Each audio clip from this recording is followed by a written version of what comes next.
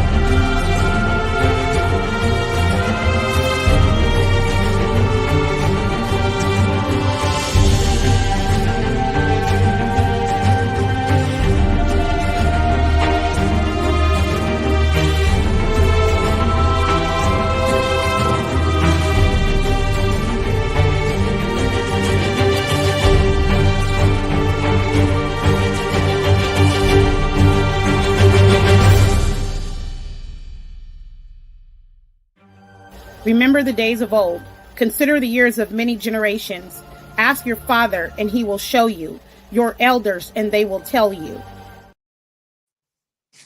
Hello, everybody. Well, actually, happy new day, because I don't want to say, oh, hell backwards.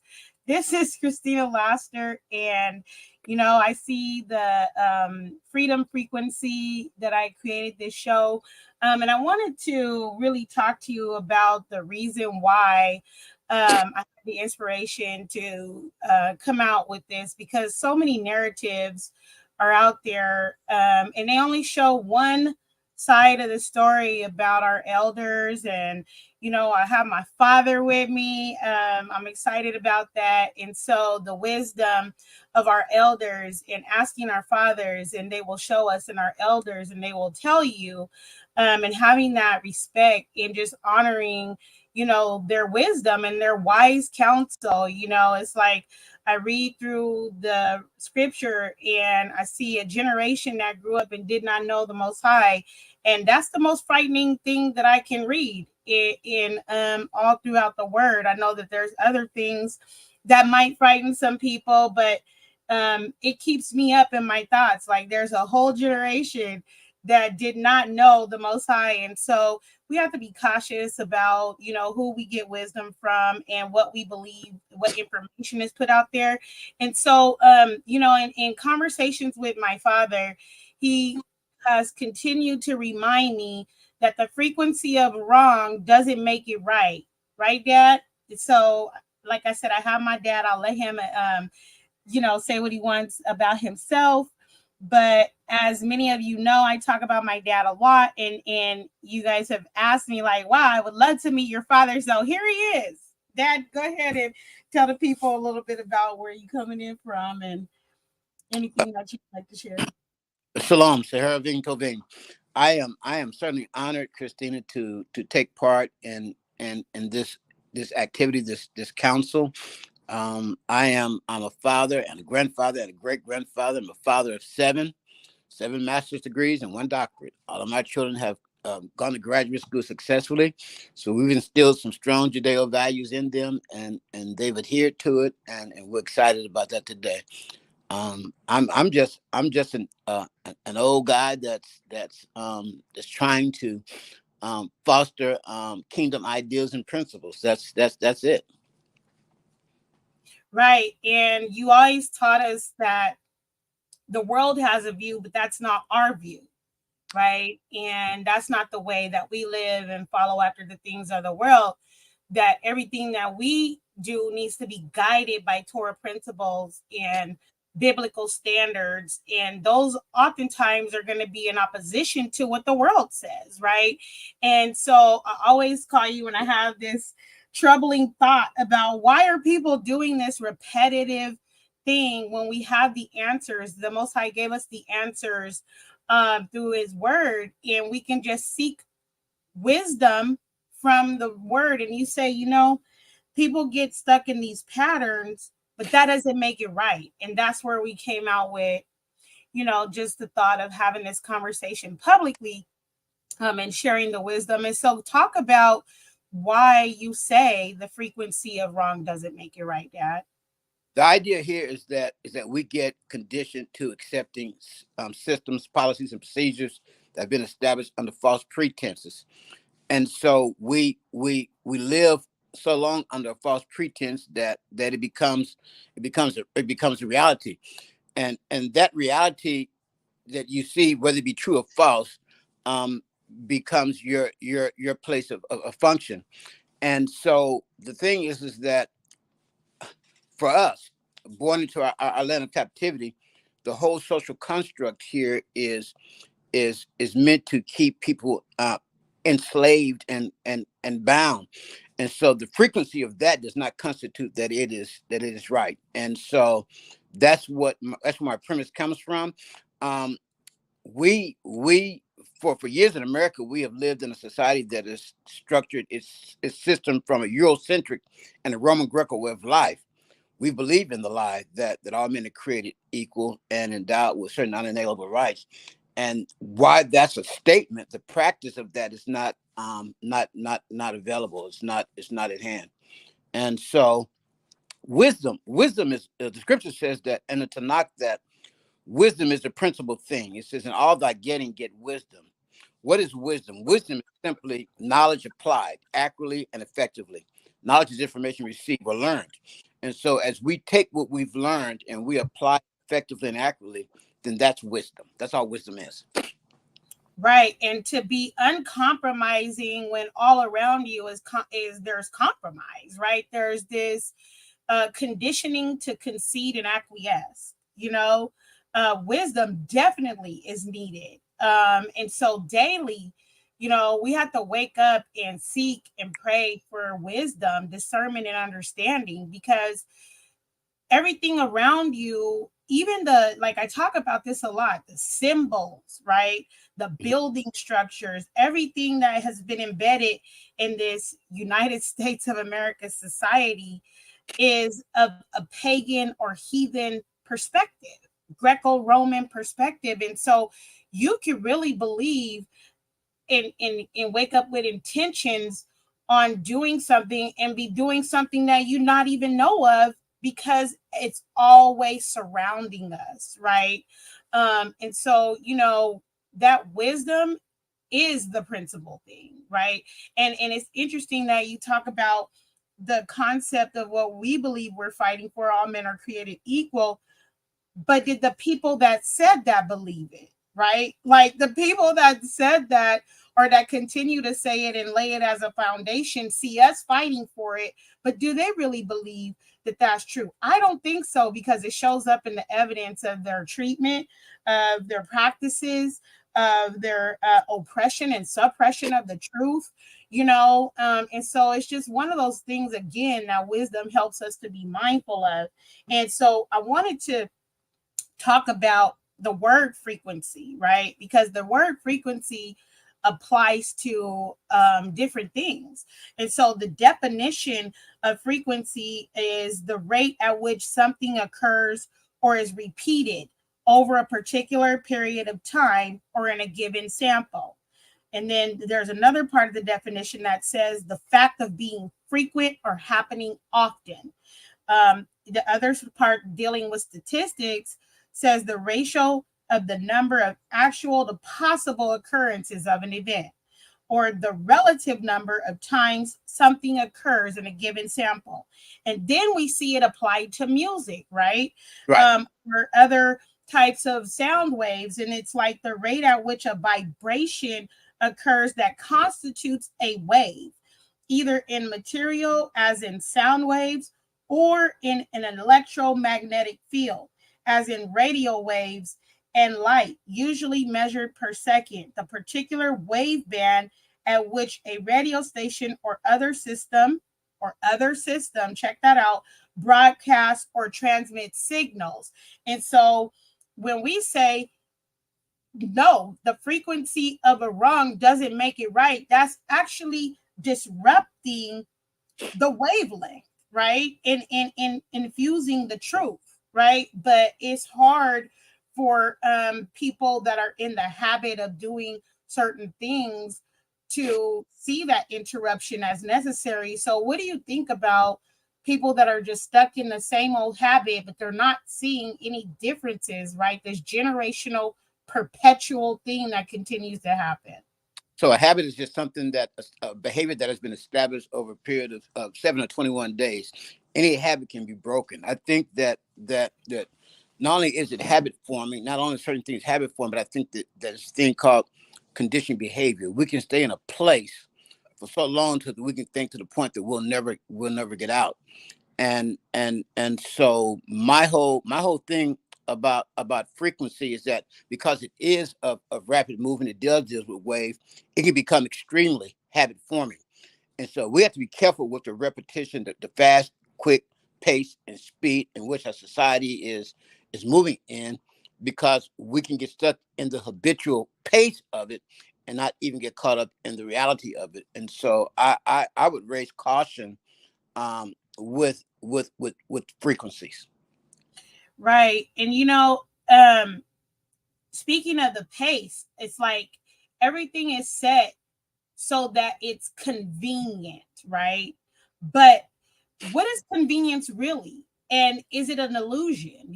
Like the illusion of getting something quick, Mhm. getting something fast, right? The race isn't given to the swift, but those who endure. And so I think about like all of these things spinning around, but it to me sometimes feels like being a hamster on a wheel. Like we're doing that again. Like, didn't we do that? And there's nothing new under the sun. I get that, but there are things that we can actively do to not participate in this cyclical pathological thing. I call it pathological because if you're on a merry-go-round, right? And let me close my window because I hear the children's outside. Okay, And that's that's okay. We love the voice of children. that's a, that's a beautiful sound. Right, that's a beautiful sound. They want to be in the podcast. Right. And so I think about it like if I go to a amusement park, right? If I ride the same roller coaster or the same, merry-go-round over and over and over, and say, for instance, that ride never stopped, eventually you're going to want to get off, right? Like your body is not even going to want to be on there anymore. And so some of the things that we do cyclically are deceptive in the way that they're tricking us to believe we're doing something different, but we're really doing the same thing, and our body is not catching up with our mentality or vice versa. And so what do you think about, the fact that we continue to do the same thing and don't even notice it, but really it's totally against our nature to even want to do that, like the merry-go-round or the roller coaster ride?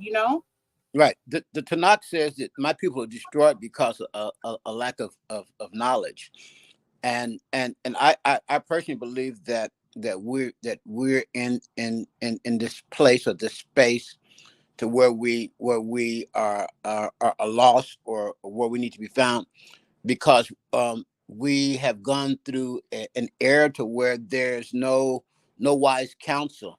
Again, the scripture says there's safety in a multitude of counsel, and again, it tells us wisdom is knowledge, applied accurately and effectively.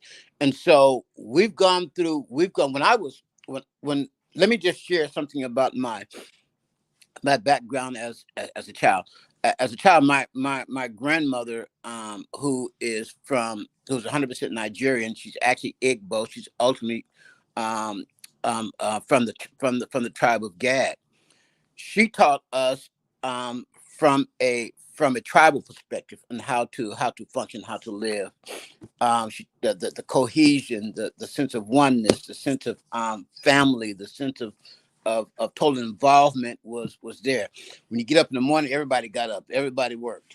Nobody stayed in the bed. You couldn't stay in the bed an extra 2 or 3 hours. You had to get up and you had to get busy with the field, or get busy with doing something. You had to do something. You couldn't just sit around there. And so that whole tribal upbringing helped me to understand the value of family. There's an African proverb that says the ruins of a nation begins in the homes of its people. If you think about that, you begin to destroy the home, you ultimately will cause a nation to decline. And so we grew up on morals and values and a sense of ownership, a sense of self-worth, a sense of my next door neighbor had just as much authority as my parents did to discipline. And so that idea of the book about it takes an entire village to raise a child is a real reality for us. Right. And this nation tries to train us and condition us around individualism, right? But when I think of what has individualism done, it has separated us in the way that it's like, who put the concept in place that when a child turns 18, they need to depart from their entire family and go out into the world and do whatever. That doesn't make sense from a tribal perspective, right? It just doesn't. It's just no. Individualism. From tribal perspective, that's totally opposite, because the text, the Torah of the Tanakh, says that the children of Israel, they went up at the age of 20 and a half. And today, they started paying taxes at 20 and a half. We see all through the text that 18 was not the age of maturity. As a matter of fact, 18-year-old doesn't even have a frontal lobe. But it's not until 20 and a half that you have a frontal lobe where your sense of reasoning is there. And so, again, this whole Eurocentric or Roman Greco ideology is so backwards. Yep. And it's so against Torah principles and values. We have to be very cautious and very careful about who we're listening to and what systems we're following, because there's been religious, political, social, economic, education, entertainment, and government ideologies that have hindered the people from growth and development. Just these systems that we live under, and those systems I just named off, they are particularly the targets that have been used to supplant or implant the myth or the false ideology of what it means to be a real and true citizen. Yeah, that's so true. And like, speaking of that, if we go back to the foundation, right? There's the verse that says, if the foundations be destroyed, what can the righteous do, right? And I think about that, like, what can the righteous do? And I know that since these attacks are generational and really ultimately bloodline, right? We could think about the foundations. Okay, if I have a child, then I need to be intentional about raising my child up with wisdom, biblical wisdom, and knowledge and understanding, training and developing and fostering an environment that's conducive for that type of knowledge, in the way that they should go, so that when they are older, they don't depart from it. But we see that the school system does the complete opposite, right? It's like, anytime you are underneath colonial rule or colonization, the first thing that they do is change your food, change your names, right? And then indoctrinate you based on their type of education and system. We see that with David, Shadrach, Meshach, and Abednego, right? Exactly. Change their names, tried to change their food. And then they already came with knowledge, right? They already had high levels of knowledge, because Daniel understood a lot, and they needed the kingdom, the colonizers needed that information from them. That's why they were abducted, right? And so we cannot acquiesce our children, concede our children to the system of the education that we see here in the United States, because it does not support an understanding of who they are, identity wise, whose image and likeness they were made in, tries to change their diet, tries to change their names and their understanding of anything foundational like their past, right? And so, I think about how many kids go to school every day and get the master's education, and for 18 years they'll do that, and then we wonder what's wrong with them, right? We wonder what's wrong with them. So when you were growing up, how did your family, how did our family still institute principles in you that were foundational while at the same time receiving a formal education? So what they did is they patterned before us a lifestyle. And the whole goal here was, and the whole goal is in parenting, is that the children will mimic and or follow that lifestyle that has been instilled in front of them. So they live before us. They live the life of integrity. They live the life of truth. They live the life of hard work. They live the life of religious convictions and beliefs. But they also help us to understand that, okay, you're gonna go to this school, but I want you to be careful what you hear. I want you to be careful what you see. If you see or hear something that you feel that challenges who you are, I want you to bring it back to us. And so we always knew and felt that we had listening ears. I think that that's one of the tragedies of the day, that parents are so busy into the running back and forth to the workplace and trying to keep up with the Joneses, that we neglect um, and abort our role and responsibility as parents. I'll be the first to say that parenting is not an easy task or chore. It's actually on the job training, and each child has a different chapter in his or her life. But the thing that I can say about my parents and my grandparents, and the thing that's interesting, that's exciting about this, is that the grandparents and our growing up had an involvement and a role in the rearing of the children. And so you don't see that too much anymore. I know in your life and my life we see it, because those are just some of the things that we practice, and so we mimic some of the things we practice. But I would just say that for the most part, it was a life lived before us. It was an example of Torah and Tanakh principles. And during that time when you were going to school, was your school environment reflective of those principles? Because I think about when I was in preschool, all of my teachers were Black, and even the administrators were. It wasn't until I got to elementary school where I was the only Black student in all of my classes. And that's because at that time it was the busing integration, token integration program, right?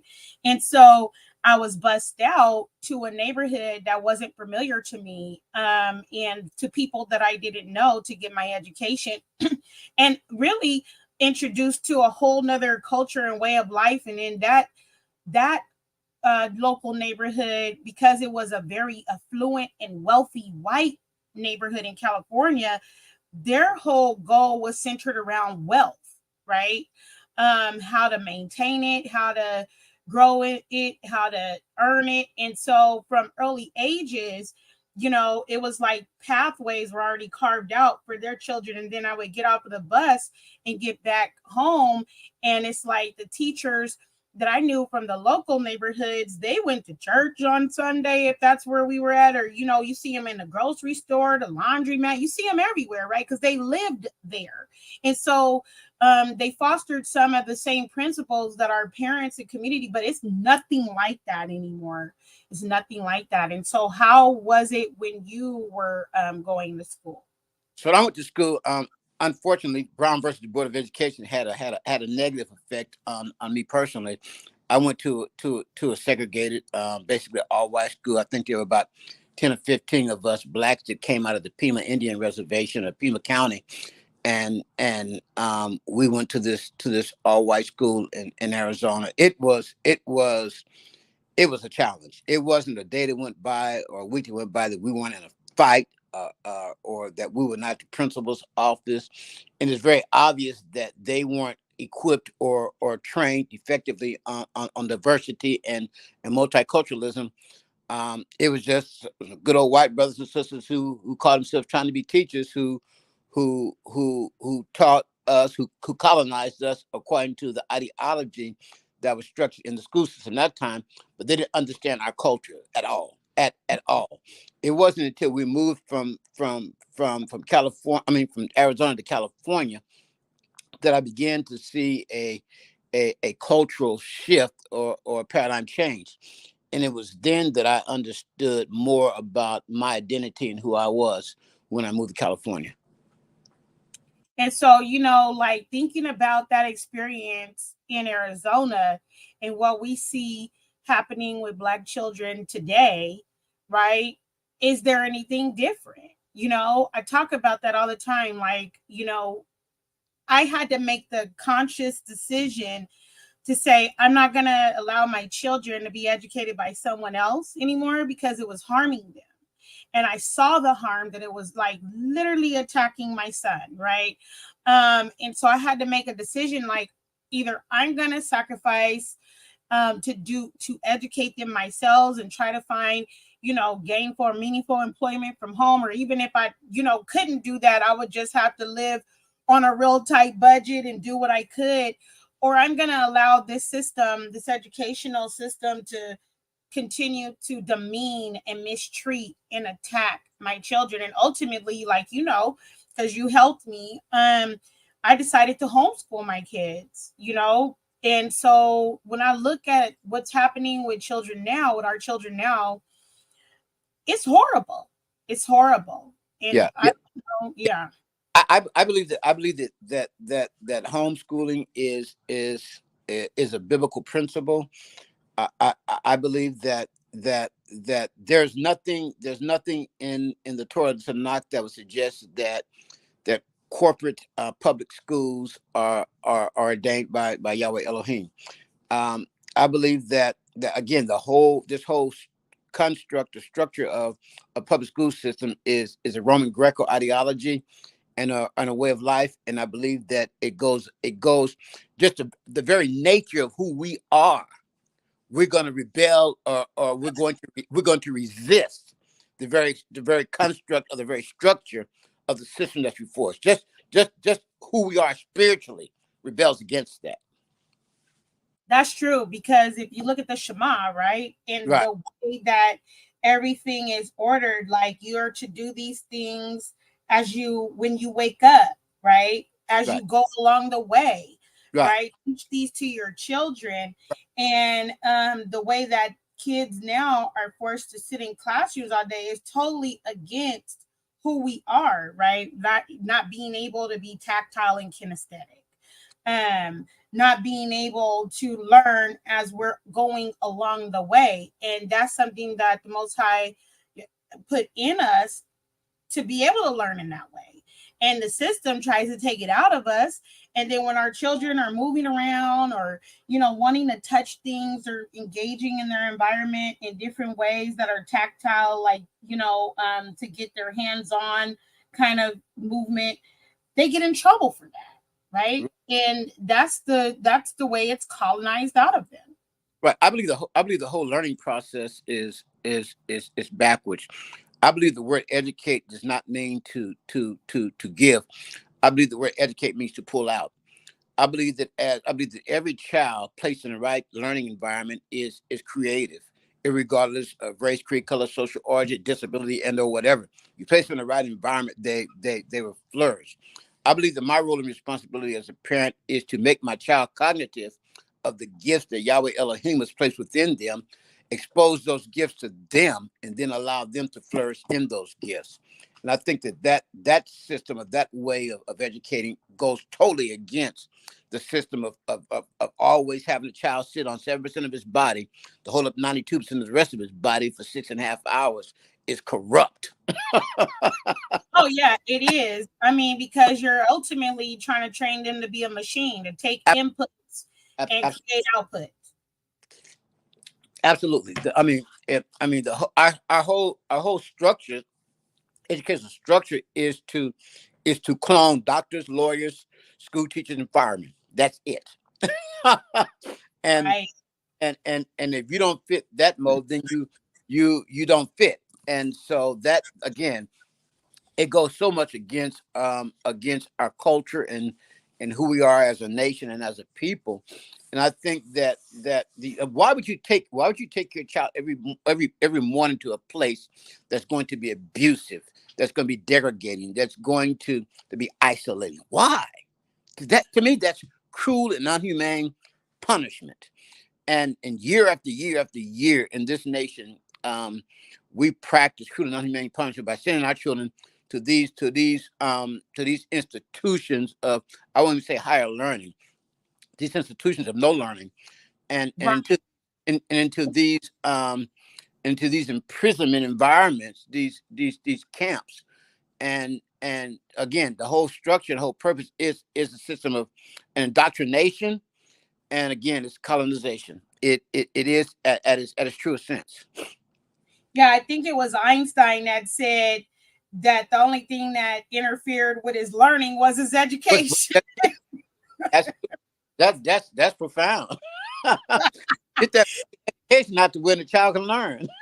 Right, right. Like it wasn't that I didn't want to learn or couldn't learn, but this education is interfering with my learning. And so Right, you right, think about Solomon, who was declared the wisest person on earth, and he learned wisdom. We see the proverbs and the wisdom of Solomon in different books, and the method of training in that wisdom. And his parents were saying, my son, listen to my wisdom, my right. son, adhere to my training. And that would say a lot about us not being involved in corporate education in the American corporation, I'll call it that. But really, you're right. The cruel and unusual punishment practices that are constantly utilized against our children. I'm talking about Black children, those that look like me and you, if you're listening, to think about frequency.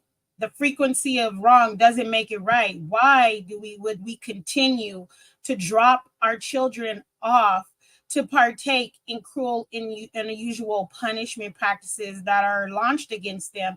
And people have to see the educational environment in two ways, right? You have our children who are subjected to this cruel and unusual punishment, and the other children are watching. So they're getting trained. Another generation is getting trained up on enacting cruel and unusual punishment against us.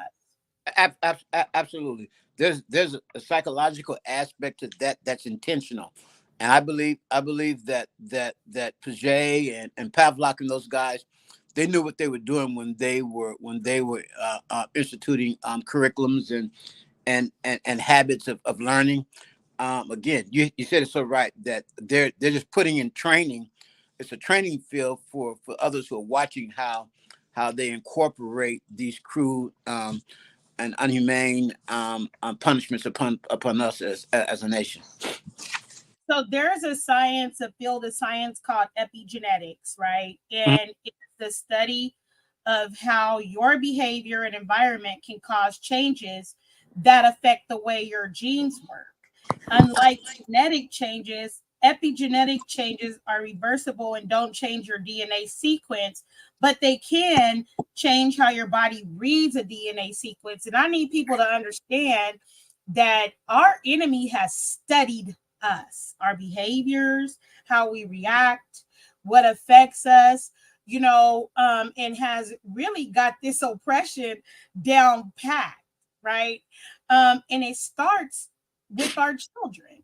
Right. Just because you think your child, is cute and cuddly and smart and, does all these wonderful things, the enemy wants to attack that very thing that you find adorable, right? Right. And has studied us to the point to know that our babies are born, like it's the saying that people see the baby holding their head up and stuff, and they be like, "Oh, that baby been here before," or "Oh, these babies are smart." Yes, our children are born advanced, right? And muscular strength. You can see this in kinesthetic studies. You can see this in academic studies. And some people call it pseudoscience, but that's a lie. We see that even, when Pharaoh gave an edict to the midwives, to kill all the Hebrew children, the nurses came back and said, but their women are not like us, right? Right. So we have to respect the difference, and the difference being for us to portray, and that we have in our very bodies the image and likeness of the Most High, right? Right. Right. I think it goes back to, if you go back and look at Bereshit, which is Genesis in English, go back and look at Bereshit chapter 3, verse 15. I think that you just hit on something. It says, and I will put enmity between you and woman, and between your seed and her seed. Well, who's the seed other than the children? And so we know that from day one that Yahweh Elohim said that he would put enmity. The word enmity means war or challenge or trials between woman, between your seed and her seed. And we see at the very beginning when man failed and failed, and the fall came, that ultimately there was a war that would be waged against Yahweh Elohim's seed and Hasatan's seed, and so that war is still going on today. Right. And people have to understand the warfare, right? Right. For Right. the weapons of our warfare are not carnal, but are mighty So pulling down and the strongholds. the strongholds. But we also, in that, casting down imaginations, Right. right? Right. Right. So the truth is what sets you free. The truth Right. is what sets you free from those vain imaginations, even, I'll say, because in some of our arrogance, we believed in lies, right? Right. Right. And so looking at that enmity, thinking about integration, Mm-hmm. who really did it benefit, right? And every other group of people are allowed to have their own stuff. But as soon as we say we want to have our own stuff and do things collectively, it's attacked, it's bombed, it's demolished, it's called segregation. No, people have their own stuff every day and nobody calls it segregation. And then when we say we want our own stuff, all of a sudden they have all these labels and titles and legal demands, right? And it's just hypocrisy. But like, do you think that was a good decision, and did you support it? Um. You talking about segregation? Integration. Integration? No. I don't support. I don't support integration. I don't see integration as a context in the Torah. All through the Torah, it shows us the tribes educating. It shows us as a nation educating our own. As an ex-Black Panther, we understood very clear and very well the negative impact or effect and effect that integration had on us as a people, and we fought vehemently against integration, and I know the Nation of Islam, it fights against integration. It believes that as a nation and we believe as a nation that we should have our own schools. Why is it that somebody that's outside of my culture is going to try to teach me cultural appropriateness? I have a real issue with that. You don't understand my culture as it is, and then when we try to write books to help you understand, you challenge them as critical race theories, and so no, I don't support integration, not one bit. I don't see it to be a I'm gonna say this definitive and strong. I don't see it to even be a biblical application. No, because there were certain nations and peoples that Yahweh Elohim said to stay away from, right? Exactly. Because he Exactly. knew ultimately Exactly. they would lead Right. to our destruction, our demise. our worship of false gods and idols, right? Even if you think of like how we're taught to treat the sojourner, that was if they wanted to worship our God, Right. right? The Exactly. Most Exactly. High. It wasn't like, oh, let's integrate you into, our nation because you want to follow us. No, Ruth said when she turned to Naomi, yeah, I'm gonna go with you, and I will be your people, worship your Elohim, right? Right. Not Right. bringing along all of these other uh all idols and concepts and theories, and they're not the people that are putting these rules forth aren't even the authority over the truth, Right. Right. even the authority over justice. Their foundation is based on deception and lies, Right. right? Right. Um, Theft and looting and robbery. And why would we trust our children with people that have perpetually robbed, looted, destroyed, and tried to kill us? They're not Right. safe with them. Right. I don't. Why would I even respect a human being that recognized me only as 3/5 of a person? I owe you nothing. There's nothing that I owe you. If anybody's owed, I owe myself to remove myself as far away from you as I possibly can. That's what's owed. And this whole social construct is corrupt and wicked. And if I was to be truthful about it, I would say that some of these are the descendants of the Nephilims, those fallen angels who who fell, and their whole goal is to enslave man. And so we see the Rothschilds and the Rothams, and maybe I shouldn't even use names on this podcast, but anyway, we see And all, them and as all them, and all yeah, them. we see them as direct descendants of the Nephilims, and we see their whole idea, whole goal is to enslave mankind, and they're doing a pretty good job of it. I mean, through the AI and AGI and all of this, and I was watching a program yesterday that was talking about UFOs, Christine. Out of all things, out of everything we got to worry about, we worried about UFOs. Dad, that's Uh, a distraction, Dad. Yes, That's it's a big distraction. I like take some of the talk oxen about totems. unidentified flying objects. Well, if you the seed of our enemies get in a plane and you're a pilot, aren't you unidentified and flying an object? Don't Yeah, even get started, Dad. I yeah, can't even. yeah, yeah, yeah. It was. They're having a Senate hearing on it. I mean, and it's ridiculous to see their mythology or their attempts to distort and or to change our whole way of thinking, and to construct this idea concept that there's this thing going on. That if that's not as far from the truth, then what is? And so, I find it interesting just thinking along the lines of the Black Panthers, right? The number of things that is negatively portrayed about them. And Mhm. if anybody took the time to read through the 10-point program Right. and the Bill of Rights, and think about the sickle cell anemia clinics and the literacy clinics and the breakfast program, what is wrong with it? Nothing. You don't see anything wrong with them saying like we should be able as a nation to just not talking about the US, talking about Black people, because Black Panther 10-point program, right? To define our own destiny, right? And that being freedom to determine the destiny of our communities, right?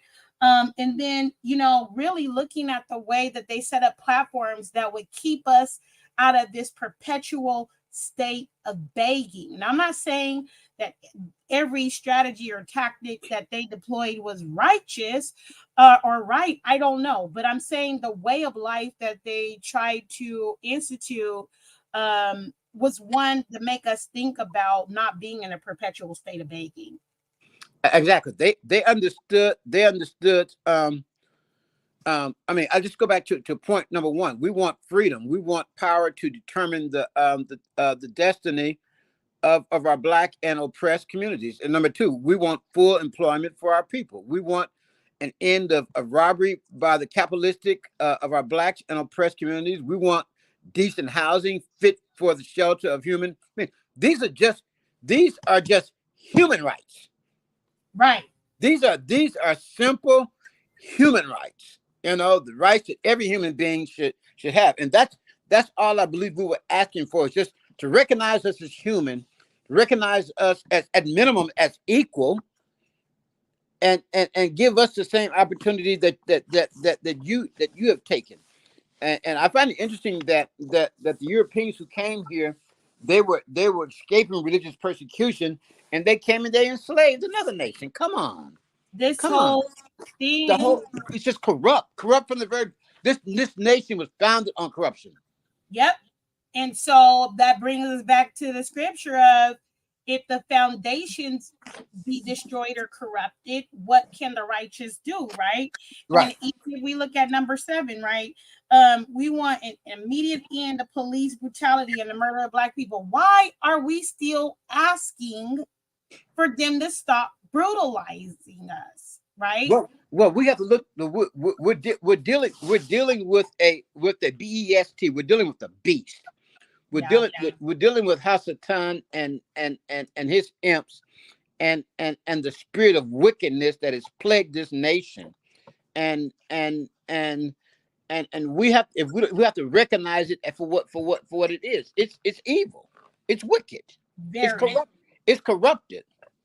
very, very. And so I think, like, I saw about a couple years ago, because the 2020 census data came out, and I pay attention to the education information, and Dad, it showed that there was a significant rise in Black homeschooling, right? Right. Hmm. Um, it changed from 3 to 18%. And I don't even think they're, giving those numbers now, because I think it's even bigger or greater than that. Right. And so there was an awakening with us to say, hey, these people talk about all of these principles and never act them out in a righteous way. They brutalize us and our children, mistreat our children, and we don't want to, subject our children to that treatment. But for the other, I would say 80% or greater, I wonder, like, what is in the minds of our people? Is it because they feel compelled to hand their children over to our enemies for an education? Or is it out of habit, or is it just that they don't know, like just an ignorance, I think it's ignorance. The scripture says that my people are destroyed because of lack of knowledge, and I believe just in our ignorance, and in our habitual, our habit forming patterns and ways of life, we have conditionally believe that the public school system is the most effective system in educating and training a child that there is. I can't think of a better educator than that of the parent. I mean, you can't get more effective than that. And I think that I am glad to hear that statistic of the amount of Black homeschoolers that have gotten into the race of homeschooling. Most of our adult lives, we've owned and operated our own academy, our own school, and it has fostered some tremendous learners of today. And so I, right? I have I, I have a personal model that I can say that's been truly effective up until this year. This is our final year of our schooling, but up to this year we have fostered and I'll even say impregnated the idea and concept of cultural learning and being in a creative learning environment, creative learning style. And From a so I'm all Hebraic about, perspective, huh? from that culture, I'm saying from a Hebraic perspective, right? Right. Yes. Definitely from a Hebraic perspective.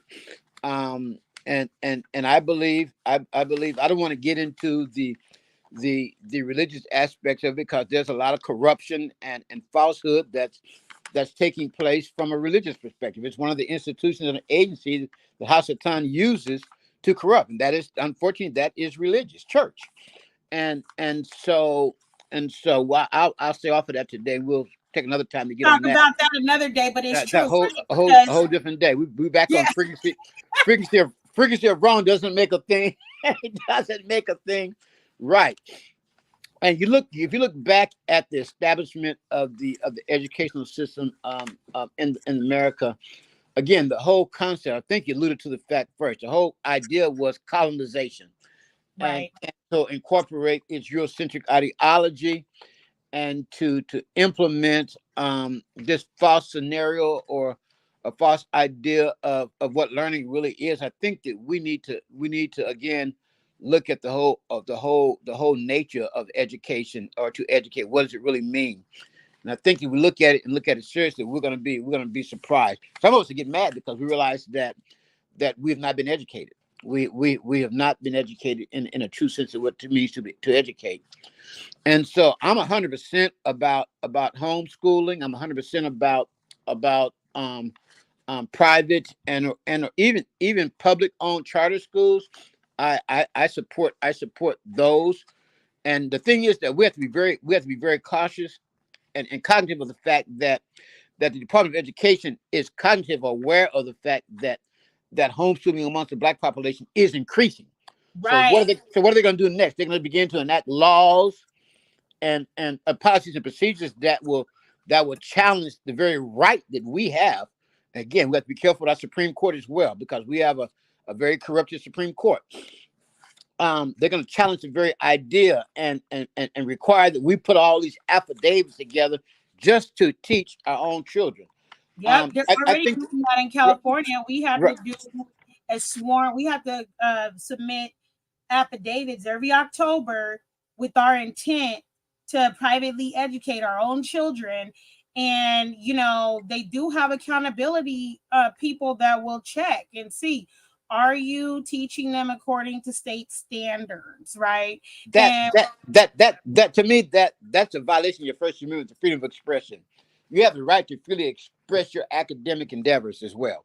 I just think that once again, it is the government trying to get into the business of the tribes, trying to get in the business of the nation and of the home. I am vehemently opposed, and I'm against any governmental institution or agency that involves itself into the education of America's children. I think that is incumbent upon each home, each parent, to take the role and responsibility of educating their children. If they don't know how, they can find somebody within the tribe or within the nation or within the village that can be part of a co-opting a school within the community.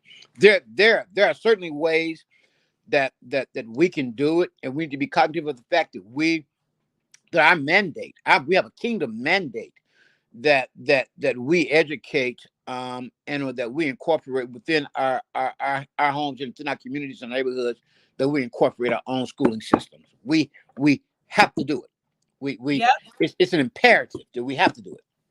yep, or else there'll be a generation that did not know the Most High, With right? we're almost there.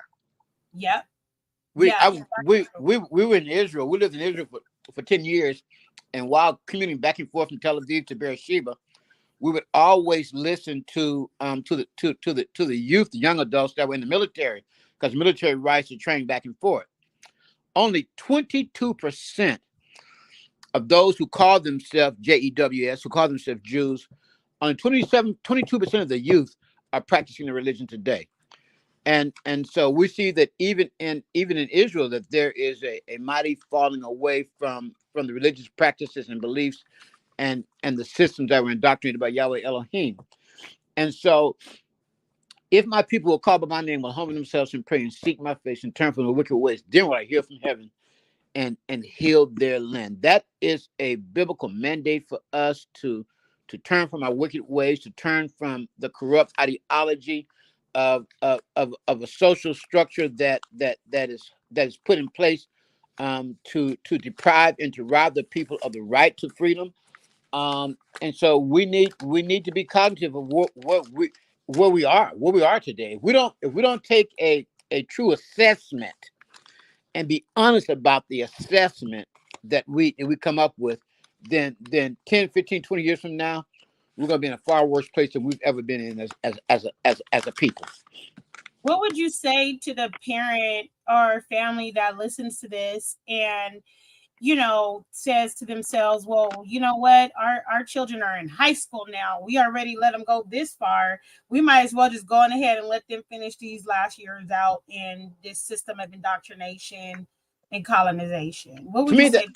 to me, that's saying that that that that that your son or daughter is at the edge of the cliff, and rather than you stopping them from going off the cliff, you just allow them to continue to proceed forward, to fall off the cliff. Right, That's how I look at that. That's just how I look at that. That child's at the edge of a cliff, ready to fall off. Because when they get to college, oh, it's talking about indoctrination. I mean, that's indoctrination 101. right, First, kindergarten through 12th grade just prepares them for the real indoctrination. When they get to college and start getting to all of those fraternities and sororities, oh my goodness. Oh my goodness. And start getting around all of those professors who have this ideology and this philosophy. Oh, they're really setting themselves up for failure. right. And that's coming from people, me and you, that are college educated, right? So we know Exactly. firsthand. Exactly. Um, the warfare and the attack on the mind that takes place in higher institutions of education. And so, we will come back again and talk about some other things, but you hit on something when you said these people that are in Israel and other places are not even following biblical principles. And I think about the fact of the evangelical Christians, or whatever they call themselves here, that sit back, say or do nothing when they see us getting brutalized by police, when they see our children being mistreated in schools, when they see the oppression and outright violence that happens to our community. And so, it makes me question, what Bible are they reading out of and what God are they serving? So, Right? so, so the interesting thing, Christina, is 80% of Israel's support comes from evangelical Christians. I call it Krishna nationalism. They'll drive past an impoverished community in their area to go to the mailbox to send a check to Israel. What an insult! Um, Right. hear your Israel, Yahweh Elohim is one. Love Yahweh Elohim with thy whole heart and with thy whole mind, thy whole soul, and thy body. And the second is likened unto this: to love thy neighbor as thyself. Upon these two laws, the entire Torah is hinged. The entire law is hinged upon the love that we have for the Father and the love that we have for my neighbor. You drive past your neighbor every day to go to the post office to mail Israel a check. Wow. That's because they set up the white ethno states, right? Right. And so they protect, maintain, develop, and foster freedom for their white ethno states, the US being one of them. Right. And so they will support, that at all costs, and drive past the oppressed, the Right. fatherless, the Right. orphans, the Orphans, widows. widows. Exactly. And so there's no way that by their behavior you will know a tree by its fruit, Right. Fruit. right? Right. Um, and what is it showing? Well, obviously these aren't the principles that are true, Right. right? They're Right. following and picking up other philosophies, ideas, and principles, or interpreting or misinterpreting things as they go along. And so, the amount of times that we see to fight for the oppressed grouped with the fatherless, orphans, and widows throughout scripture is a clear indication of what should be happening but is not. And so I just, it bothers me when I see these so-called evangelical, whatever they are, I don't know, I call them cult leaders, Right. speaking up and saying God this and God that. Well, what God are you talking about? Yeah. Exactly. and so I believe that accountability and judgment from Yahweh Elohim Eloyon is upon them. I believe that vengeance is his; he shall repay thee. I believe that that that somewhere somehow that they have to know and they have to realize that their behavior is not in keeping with, not even keeping with the Bible. We don't even talk about the Torah and Tanakh. Not even keeping with their Bible. You know, Right. again, we have to realize that there's been a religious, political, social, economic, and education, entertainment, and government ideologies that have hindered the people from growth and development. And religion, this corrupt Roman Greco ideology that's being promoted out of these cathedrals and out of these churches and out of these religious buildings is sad. It's sad. The most segregated day of the week is on what they call Sunday, Well, it first doesn't day. Yeah, and I yeah, mean, yeah. that And they have the right to say, I love you, man, keep it. Keep it. right, Keep it. Keep it. right, right. And so, what kind of encouragement would you give families in this times, and also a word of advice, so that we're not constantly in a perpetual state of begging, right? Like, we don't need to go and ask our oppressors for anything but to demand justice. We continue to speak out about justice and righteousness, but I don't believe that we should be in a perpetual state of begging them, because they're not even the moral authority anyway, right? Right.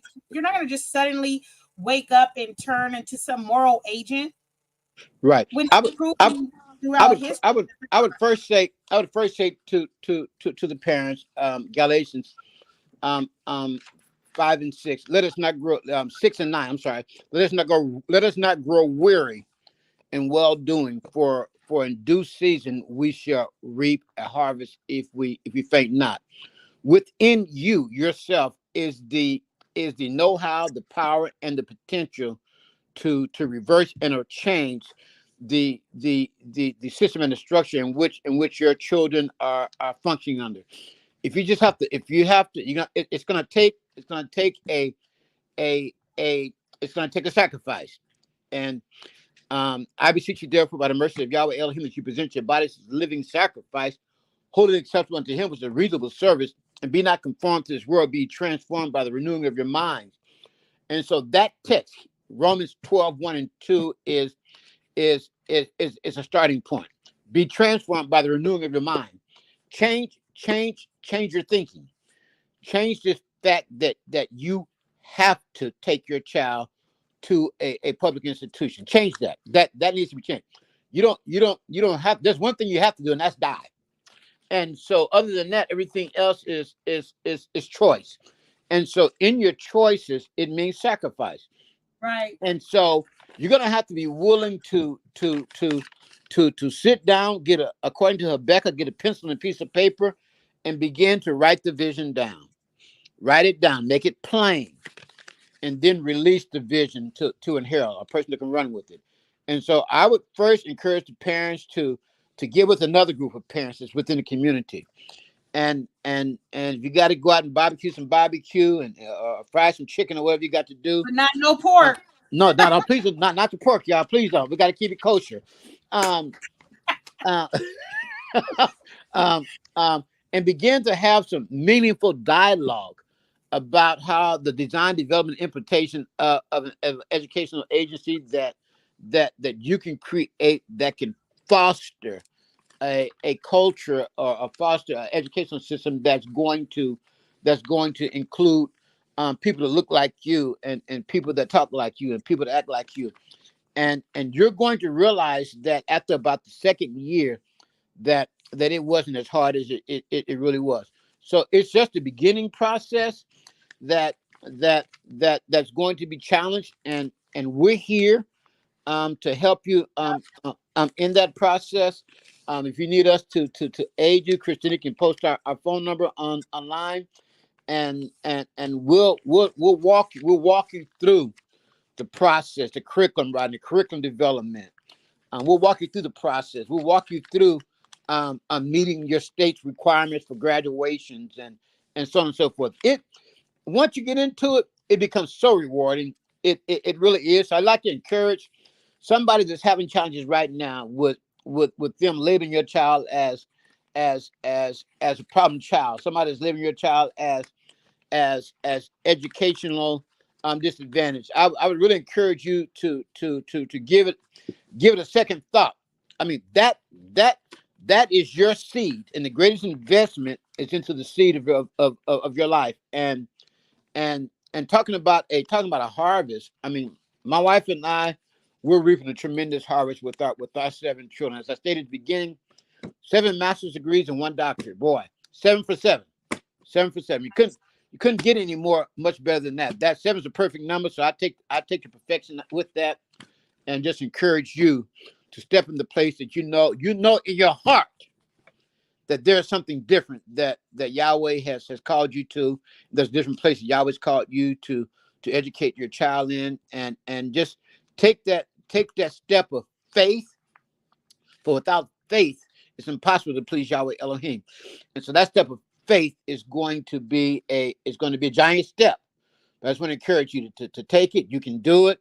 And 2 years from now, you'll be calling me back or calling Christina back saying, we did it, and we have success. And Right. and you can and you will do it. I just want to encourage you to give it some thought. Your slave master's grandchildren are educating your children. What do you expect from them? Mm.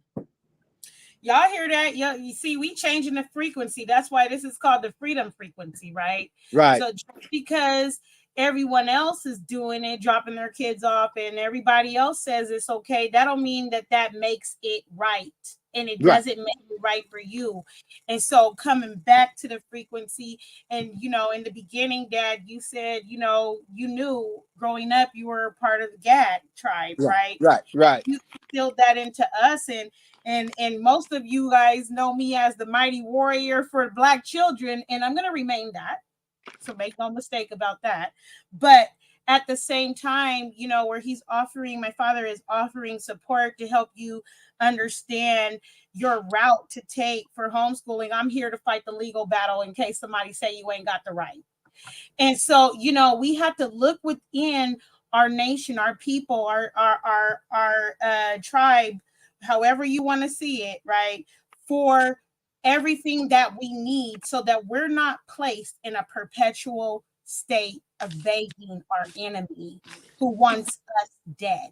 The enemy Right. comes but to steal, kill, and destroy. But Yahusha Hamashiach came that we would have life and life more abundantly. And so we'll do this again. I wanted to end with, the wisdom. I'm going to read this, the Wisdom of Solomon, chapter 1. And then, Dad, if you have any closing remarks after I read this, go ahead and get in there. And so it says, love righteousness, ye that be judges of the earth. Think of the Most High with a good heart, and in simplicity of heart seek him. For he will be found of them that tempt him not, and showing himself unto such as do not distrust him. For forward thoughts separate from the Most High, and his power, when it is tried, reproveth the unwise.